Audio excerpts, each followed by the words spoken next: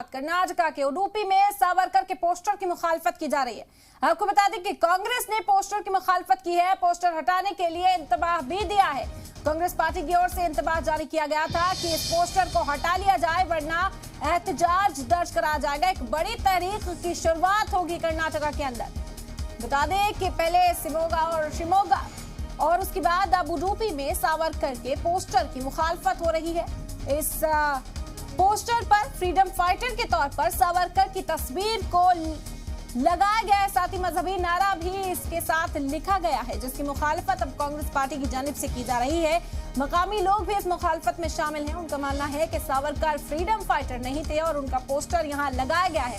फौरी तौर पर इस पोस्टर को हटाने के लिए भी कांग्रेस ने पहले से ही इंतबाह दिया था कि अगर इस पोस्टर को जल्द से जल्द नहीं हटाया जाता तो फिर तहरीक की शुरुआत होगी। एक बड़ा आंदोलन इसके खिलाफ शुरू किया जाएगा कर्नाटका में और ये मामला अब गर्माता हुआ ही नजर आ रहा है।